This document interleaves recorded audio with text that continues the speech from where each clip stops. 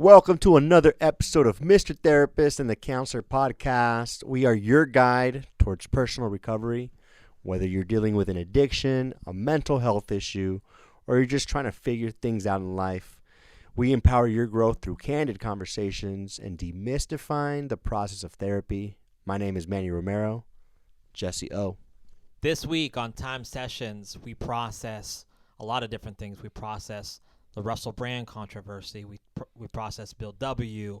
We're going to talk about legacies and if they're tarnished. So let's go. Yeah. Guys, make sure to subscribe to the channel. Please share the show if you find some value, and we'll catch you on the inside. Let's do it.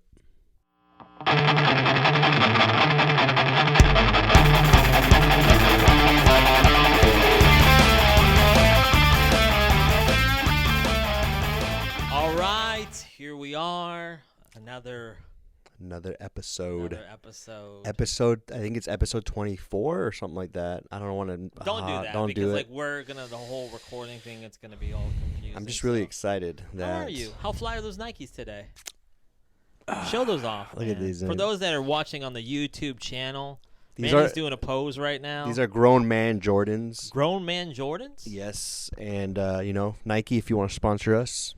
Boy, man, that's a deep cut right there. Yeah. I'm trying to start with like maybe Liquid Death or Okay. or just maybe get Dave Bautista on the show. Well, Nike loves influencers, and Do we they? have like a solid like 2 people, my mom and your mom, like listen every day, give us some likes. I It's got amazing. bad news for you. My mom does not listen Oh, every day. damn. Love you, Mom.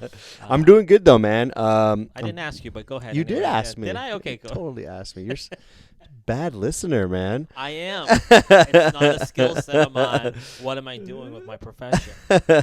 Doing good. Feeling good. Yeah, dude. I just feeling good. I don't know. Do you want to have anything specific to ask me about? Not at all. I don't care that much. This week on Time Session, How are you though? I'm so good right now. Let's check in, dude. Checking in on the I'm homies, gonna do remember? The check-in. Yeah. So before we start the clock, as we have now established, is I wanted to check in on a recent episode that we did, and we talked about the suicide awareness month. I shared a little bit of my story with that. I just want to say it was a very difficult thing for me to share. It's never really easy to talk about those things. I've noticed sometimes, even right now, not that I'm supposed to be looking into the camera, but when I can be uncomfortable with things, I don't make eye contact. I'll look away. It's just my sense of process. So as I'm even sharing this right now, I caught myself looking down. But what I wanted to get to is that I had I know at least a couple of people have reached out to me and shared something really really kind, and it meant a lot to me because when you talk about things like that, I don't think I was looking for validation. Maybe, probably deep down in my heart of hearts I am, but sure. I more wanted to share. I just thought it was the moment. It was a good topic to discuss. But I had a couple people share a couple things with me, and it meant the world to me. And I think we just got to keep that circle going as we talk about checking in on your friends and being just being friends to people. So. How'd you feel afterwards? Like just after sharing that? Did you feel like all right? And sometimes there's like the remorse or the regret, right? Of like, no, I didn't feel any regret whatsoever. And not that. I think I was just more like, I found myself not telling people, hey, you should check out the episode because I shared this story about my, thinking about committing suicide. I wasn't like advertising it. For a couple people, it's kind of like, oh, like the episode was good. I just kind of kept it vague, and hopefully people just check in because they're interested in the content. And I don't want it to be like, this is a shocking episode of Mr. Therapist and the Counselor. Mm-hmm. Like, I'm going to reveal this. Yeah. Sure, we want to like talk about certain topics that are maybe in the media, but that also like we bring those things up because they impact us and the things that we do in our profession. So like even on this episode this week, but no regrets. I have other regrets in my life, but no regrets with that share. And it was a good experience, and it was a good room to share it in. And I'm happy you did. I mean, we keep shit light in here, but we go deep as well, right? Like, and we talk about real shit, and that's how life is, right? You gotta like find the laughs and also connect through the pain, like in different waves, ups and downs. So thank you for sharing, man. Yeah. So, do you want to start the clock? Start it right We're looking there. for clocks. There's the clock right there. So Yeah, the let's session. start the clock right here. Yeah, there you go. Boom. Hope our volume's good on this. We haven't even checked that, did we? We'll We're be good. We're yeah, good, right? yeah. Okay. Trust cool. in the process. Anyways, I was pretending like that was. Never mind. That was a really bad joke. That looked like that you was- were on something. I started to do. I was moving my mouth like the microphone wasn't working. Like people really could see what I was. Okay, let's move on. Let's move on because this week, something that came up for us or for me, and I shot you a text. I wanted to share this. So, for our viewers that are listening, so Russell Brand. What do you know of Russell Brand? I'll ask you that, Manny, as I looking like just a Forgetting Sarah Marshall. Yeah, there you go. I think the first time I saw him or met him. Or bullshit, not met him, bullshit, yeah. bullshit. Yeah, yeah, he's an interesting character. I know that he's been getting very vocal with like just politics recently too. I don't know if you've been aware of that, but like I've seen him on different like media platforms, and it's weird to see him because he's a comedian or he's makes comedy, an actor, right? Makes comedy, but then he talks about serious stuff. I think the first time Russell Brand came up for me, it was like Forgetting Sarah Marshall, movie I still love to this day. Get Him to the Greek, which I always thought was such a great recovery movie for anybody in early sobriety. It's very graphic, a lot of sex, a lot of fun stuff. Not that maybe you show clients in a room, but there was always this message in the movie. He talks about in the movie he jumps off like the top of a hotel and breaks his arm, falls in the swimming pool. Did you ever see Get Him to the Greek? No, I didn't. It's a great movie. Jonah Hill's in that one too, who we talked about not too long ago. But he talks about why he uses, and he's like, "I'm lonely." He's like, "I'm lonely, Aaron." That's my Russell Brand impersonation. But he talks about using drugs. He just wants to feel something. So, and I always thought that was like at the core of it, like we are searching for that feeling, this void that's empty for us. So anyway, so Russell Brand, actor. Comedic actor, serious actor, has done a lot of things, but he also wrote a book a few years ago. He's big into AA in the community. He wrote a book called Recovery from Addiction, which I was sharing to you with you is that I even at the program that I work at, I would actually lend out this book because it's a modern take on 12 steps. He's not trying to rewrite the 12 steps of Anonymous Alcohol AA at all whatsoever. He's trying to just kind of like give it a new a take in some ways, but like not changing the format whatsoever, right? So often clients will come in and they'll really struggle with AA, or maybe it's the God concept. So I will hand this book out. I said, here's a different take on things, just trying to get them into some of the literature so they can like take it on. So he wrote that book, big in the AA community. He also, as you were saying, a lot more vocal, a lot more serious. Like I see he would do like testimonials every day on his Facebook, just being about mindfulness and being present. So recently what came out about him was that there were 4 women accused Brand of sexual assault and rape between the years of 2006 and 2013. He denied the claims, and once again, these are just claims before the allegations were published, saying his relationships were always consensual. He admits, like, throughout his younger life, he was very promiscuous with women. He was also, I think he got some flack because he posted a statement. Like, I think some people would think that maybe it would be a time to lay low and not say too much, but he made a statement which caused more stir of controversy. So the reason I brought this up here was based on what I was saying. Do you know what he said? No, I don't. Okay. I mean, it's just that he just denied the claims, just false accusations. Yeah. But the statement that he made that was not timely. Do you know what he said? No, I don't. That's all. I think that was. I just mean okay. like I think that when allegations come out, sometimes that's kind of like I think your best to just kind of just be quiet, let it be. To go be like, I deny all these things. I don't know. I don't know if that's the right way to do things or not. So I think, but that was his tact. And then after he put out a statement, he has been somewhat quiet since. So the reason I wanted to talk about this is that, so Russell Brand, like I said, being so involved in like the AA community, he's not Bill Wilson, the founder of AA, but I was talking to you about legacy, and the idea of somebody has such a standing, and I don't want to say in the AA community. I don't think he, like, once again, not like a Bill Wilson, but he does have a reputation, and he's helped out so many people. his book, I know, by handing it out to people, people would say, "Wow, like this read really helped me. This helped me see like what AA is," and it's just like, does this diminish what he has made? And then I was talking to you off camera about like other like figures, and I'm focused right now on the recovery community because this is a mental health and recovery podcast. But Bill Wilson, and I shared this story with you. It was something that when I was going to school, I heard about Bill Wilson, and there's this story that like on Bill Wilson's deathbed, he was sober. Clean, right? And on his deathbed, supposedly he was begging for a drink. Like his last wishes before he had died, passed away on his deathbed, was like, "Give me alcohol."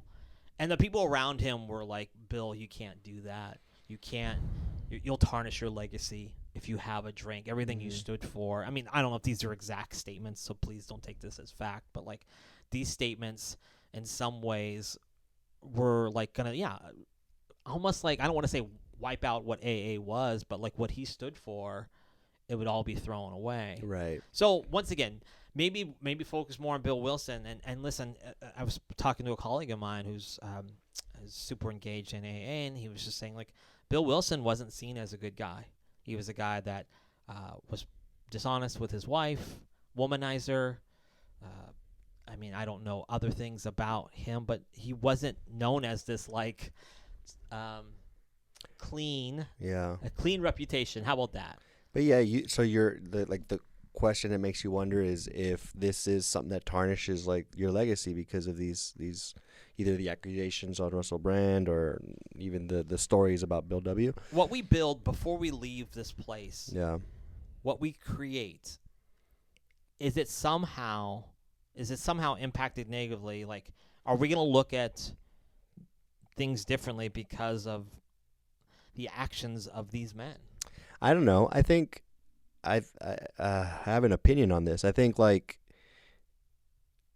I don't think so. I just feel like everybody has something, right? And like if let's say baggage, right? let's say one day like this podcast pops off, right, and we're like huge, like all right on YouTube.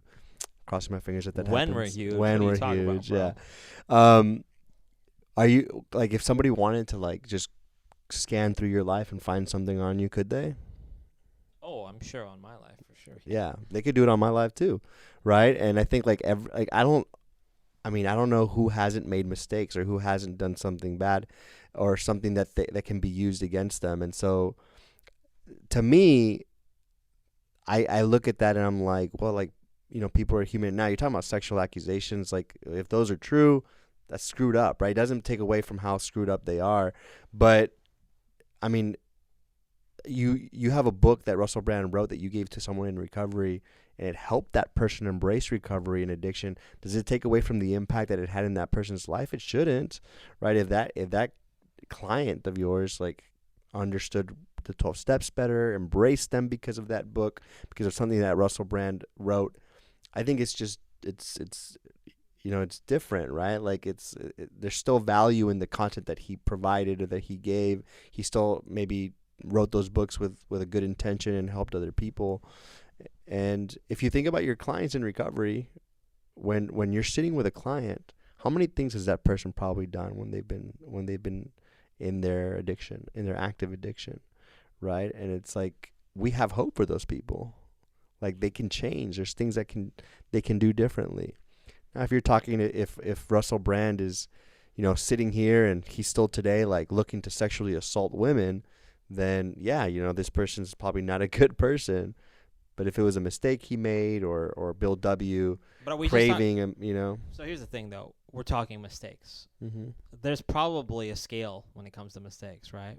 You and I both made mistakes as people, as men, as kids, right? Parents.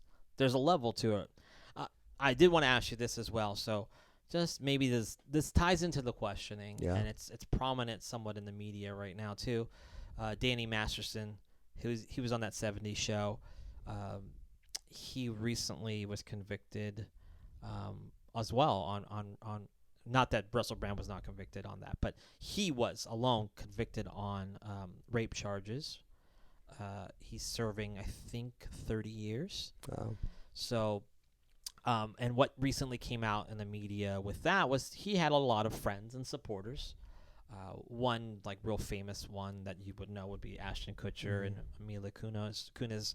They're both on the 70 Show with him.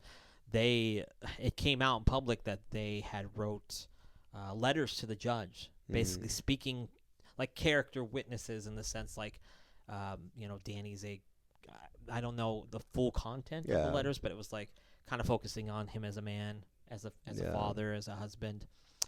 So, and which they got tons of flack for because their ties in the community with, I think, different things that would be against anything like sexually abusing, right? Yeah. There's celebrities, right? You want to look clean for the public, right? Yeah. But my question to you is this, like, when it comes to levels of mistakes, what are things are you allowed for you ethically, what do you allow and what you don't allow? Because I think we all have this scale. Like, who are you going to allow to sit at your table? Who are you going to break bread with? If you had a friend that had these accusations, like, how would you address that? How would you deal with that? Yeah.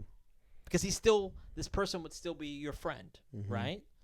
And a lot of times when friends are in trouble and they're going through hard times, it depends. It depends if they would be my friend. Right? We want to be there for our friends. Yeah, we want to be there for our friends, but like if my friend is calls me up and tells me, if Russell Brand's my friend, he calls me up and he's like, "Hey, dude, like I'm in trouble, blah blah blah. Anyway, like let's go clubbing, let's go find some girls." Like, yeah, like that wouldn't be my friend, right? Because it's like, okay, you're just we're not compatible in our values. But if he calls me and he's like, "Dude, I've screwed up. I've done some bad things," like if he shows up like that, then yeah, like I'd welcome his conversation, welcome the call or the dialogue. I think it depends on who's showing up right now. Like, is it someone who is, if you've made a big mistake, is it someone who is empathetic and who is taking accountability and who's wanting to make things right, or is it someone who is denying everything and in denial, right, about things and doesn't want to change? I think that's what I value as a person in my ethics. It's like, okay, who am I talking to in this moment? And I think that's the therapist in me, because a lot of the clients I see, they've made mistakes. They've screwed up in some way or another, and that doesn't mean that I don't have hope for them to change or for people to like make things right. Okay, so I think to this point here is that have you ever found yourself where ethically you maybe haven't been able to work with somebody, or you just feel like this is I can't do this, or maybe there's been something I guess I want specifics, but I don't, but like, is there something where I can't do this? Yeah, there is. Yeah. If someone's not willing to change or not in the right mindset to But how about based on change. your own ethicals, like your own beliefs? Like, no, I think I'm very, like, I think that's a skill set of mine. Like I can talk to someone who has different beliefs than I have, different values than I have, who've maybe done things that I'm like, damn, like, but I can compartmentalize as a therapist and empathize with the client, like either way. And I think for me anyway, it comes down to, it's not about like what you've done. For me, it comes down to like, who are you right now in this moment? Like, can I help you? If you're not ready, that's okay. There's I'm not here to judge you, but I can't help you, and I'm sorry, but like, maybe you got to go find somebody else. But if you are ready, if you're committed, then it's like, okay, fuck yeah, let's do this. How about you though? Like, where? Because I feel like this question is coming from somewhere for you. What's coming up as I say that?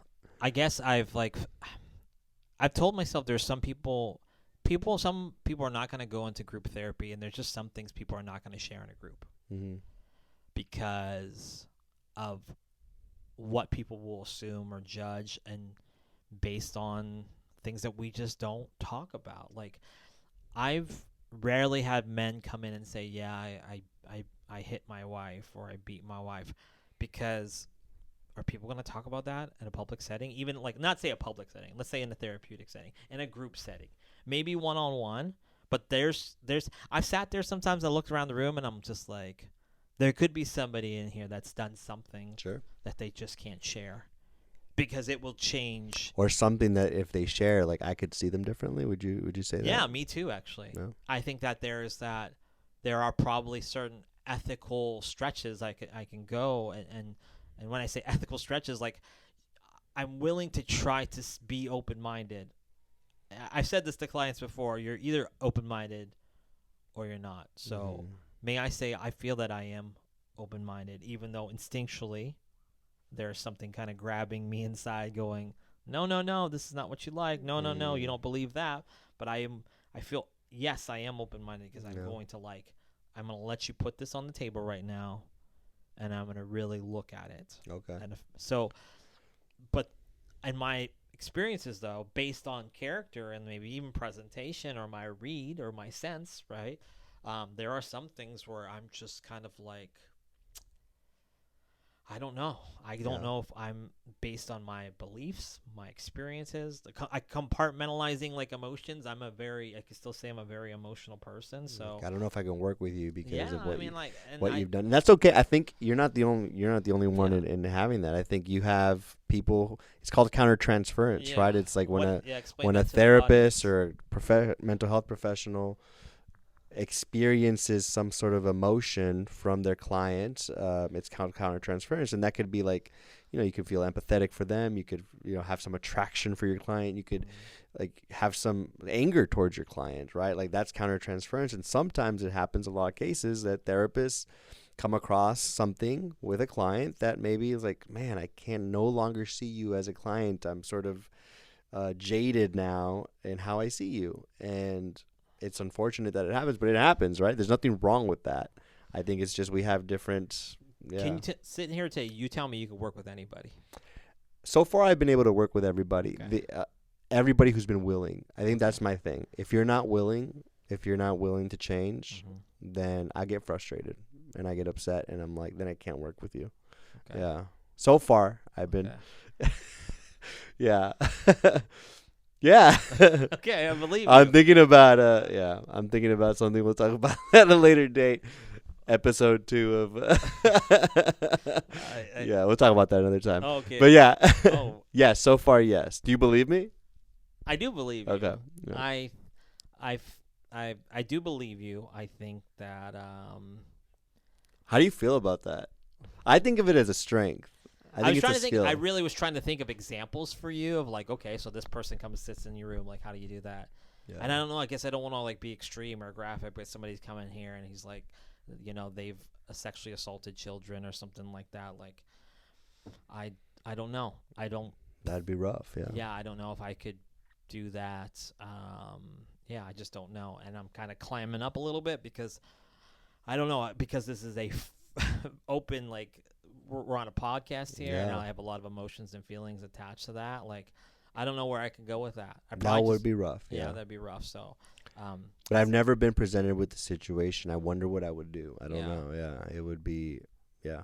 No, I think maybe in my like pausing and really thinking about it, like I think that's cool. I mean, cool is not a fair word. I think I'm probably just impressed that you've been able to have people sit down with you and go, hey, I'm going to overlook whatever mistakes or problems you have. And that's telling of like your skill set. So like, I think it's a skill set, but I think it's like, it's a skill set, not just as a therapist. I think like that's probably what makes me a good friend and like a good listener to people is like, I can separate. Believe me, we had an episode a while ago about, with Danae, right? She talked about like judgment. And as a therapist, there is judgment, right? Oh yeah. I think there's always judgment. Yeah. The level of it. There's judgment. There's going to be judgments. I have to be judgmental to be able to guide my clinical instincts when I'm treating clients.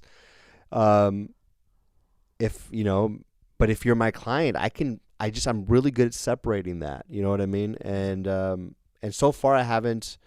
The only time it's like I couldn't separate it is when someone didn't want to work with me, right? Or they just didn't want to change. They kept showing up for some reason, but like they didn't open up, or they didn't want to change, or they didn't take anything. There was no room for movement. Were they just checking a box kind of thing? Maybe okay, checking a box, or maybe like I wasn't finding the right motivator. But in those moments I get frustrated and I'll start getting angry and just like, like I'm over this, right? But but yeah, it's tough. I think with the with someone who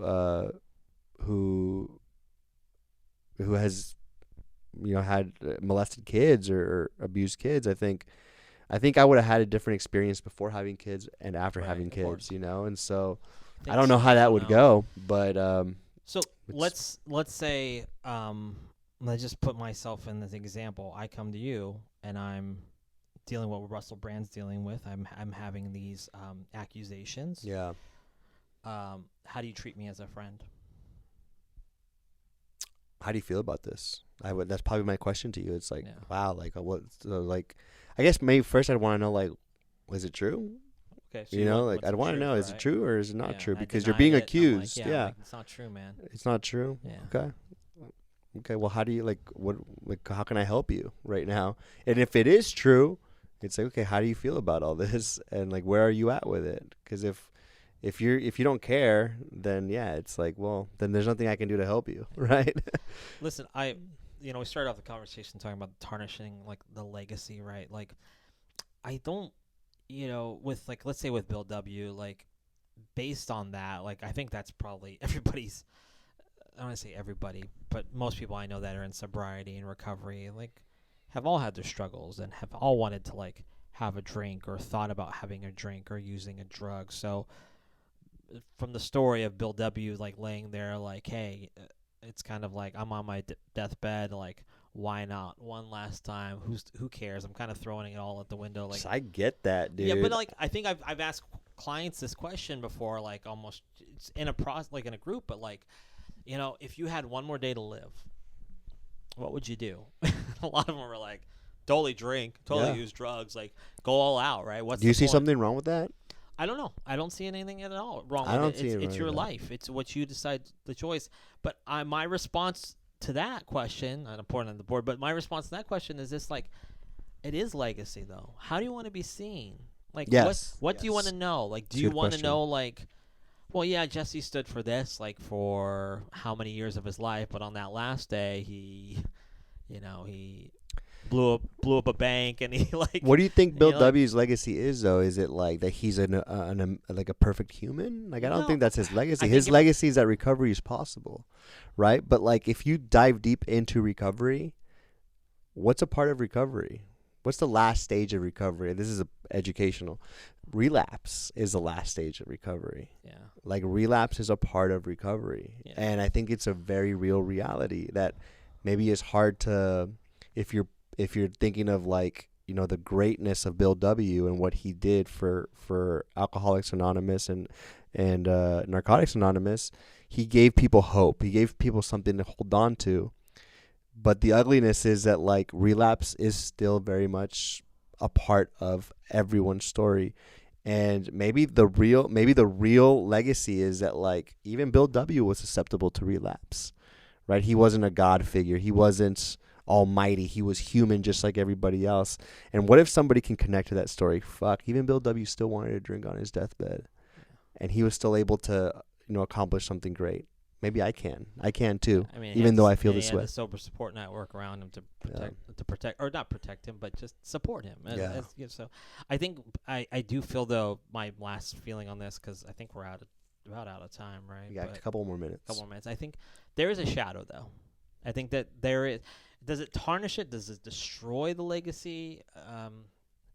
And then once again, it depends on the accusation, and also depends on, like, if the accusations are true. What if the shadow's part of the legacy?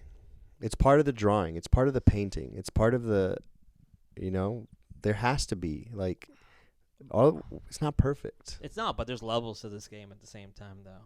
What do you mean? I feel like that if something serious as, like, rape or sexual assault. So yeah, there are levels to it. You're right. And I think I'll clarify with this. Like, I don't think, can I be friends with these individuals or, like, stuff like. I don't condone the behavior, right? Like, I don't condone. I think it's wrong, right? These behaviors are wrong, but I think, if we're talking client wise, if someone's gonna work on some of this stuff brings people into therapy, right? Like, and so there's got to be some tolerance for me anyway to be able to work with someone who wants to get better from something like this. But if they're in the mindset of getting better, right? But yeah, I don't know. It's I know we're out of time pretty much here. I guess I wanted maybe we'll have a conversation to talk about this a little bit more in the sense of just like one of the last episodes we talked about was like checking in on your friends, right? And our friends that we love and we care about, they're gonna do things that we don't agree with, and it's kind of one of those things like, do we? I don't know if we give up on our friends. We don't want to do that, right? I was gonna shake my head. No, I but, know. mean, You don't. Right? Everyone's So, different. Yeah. everybody's different. So, but it's also like we also have to find something. Maybe I guess a boundary of like, this is like, I do love you and I do care about you, and that's for people also like maybe that are dealing with somebody that's an addiction or like you've got to like set a boundary of like I can love from a distance. There's a line I'm drawing. Yeah, but like I still care about you, but what you did, I don't agree with. Yes. So, but yeah, maybe that's for another time, another discussion. So, time's up, counselor. man, that was heavy. All right, thanks, dude. Till Thanks, next man. time.